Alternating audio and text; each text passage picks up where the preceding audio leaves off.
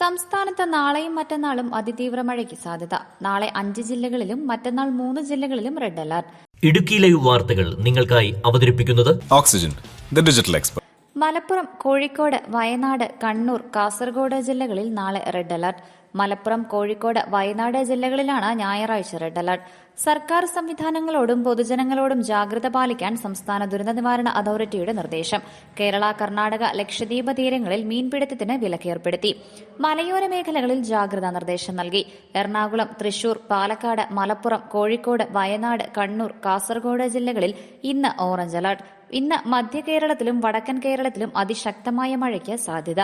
June 8 വരെ കേരള, ലക്ഷദ്വീപ്, കർണാടക തീരങ്ങളിൽ മീൻപിടുത്തത്തിന് വിലക്കേർപ്പെടുത്തിയിട്ടുണ്ട്. പുലർച്ചെ കേരളത്തിലെ വടക്കൻ ജില്ലകളിൽ ഉൾപ്പെടെ ശക്തമായ മഴയാണ് ലഭിച്ചത്. സംസ്ഥാനത്ത് മഴക്കെടുതിയിൽ 2 മരണം റിപ്പോർട്ട് ചെയ്തു. കൊടുങ്ങല്ലൂരിൽ മരം വീണ് സ്കൂട്ടർ യാത്രികനും കോഴിക്കോട് ആംബുലൻസ് തെന്നിമറിഞ്ഞ് വയോധികയും മരിച്ചു.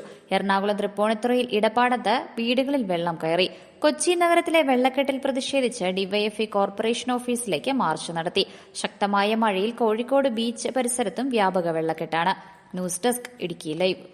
ഇടുക്കി ലൈവ് വാർത്തകൾ നിങ്ങൾക്കായി അവതരിപ്പിച്ചത് Looking for the latest laptops? Looking for the best offers? Let's go to our expert. Oxygen, the laptop expert.